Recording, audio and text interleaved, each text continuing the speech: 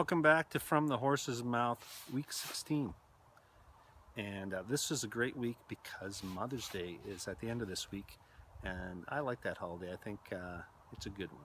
I think we need to celebrate our moms. So hopefully all you sons and daughters out there are thinking of your moms this week. I had a different vlog kind of set up for this week, but I kind of switched gears here late in the game because I was kind of inspired by Sifu Brinker's talk about intent on Thursday night. Yeah, it was great. I really enjoyed. One of my personal requirements this year isn't to really come to terms with my intentions and be more aware of the outcomes they produce. So I've been working on that, journaling about it, and thinking about it a lot. Lots of times I find I was expecting one thing and intending another, and so the results would kind of vary.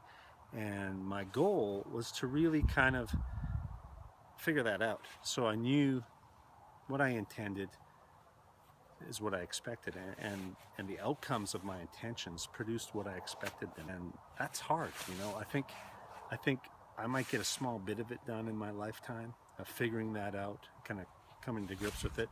But it's lots to learn, just like Kung Fu is lots to learn, or horses and horsemanship, lots to learn. We have all this knowledge out there. It's amazing, and you just hope you get a little bit of it. This is a quote I read. This is kind of what got it started for me, actually. I read one of my wife's books, sort of like flipped through it, read this page, and was like, whoa. And since then, that was a couple years ago, I didn't even finish reading that book, just like this few pages, just sort of a fluke.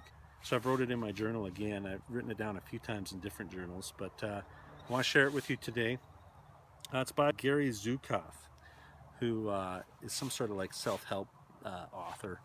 I haven't read any of his other books. They're probably great. Here he writes, every action, thought, and feeling is motivated by an intention. And that intention is a cause that exists as one with an effect. If we participate in the cause, it is not possible for us not to participate in the effect. In this most profound way, we are held responsible for our every action, thought, and feeling, which is to say our every intention.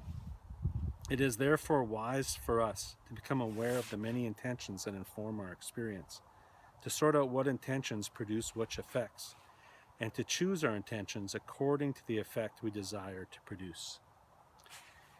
And that was it for me. I was like, yeah, I need to work on that. It really, the other night, really reminded me of it, really hit home to what I've been thinking about in my own personal requirements. When intention is clear, then the effect or the outcome of those intentions is also clear, and they're together.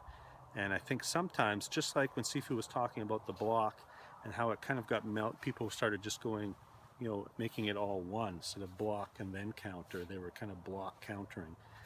That can happen in life too, where you intend something as simple as a block, but you end up doing a bunch more stuff that confuses. It's not what you intended, and it becomes not what you expected either. So that's where I'm at today with it, and what a great thought and a great road for us to travel down. I really feel like being able to understand that is going to help all of us become just more aware and more conscious human beings on our effect and our intent on everything in our lives.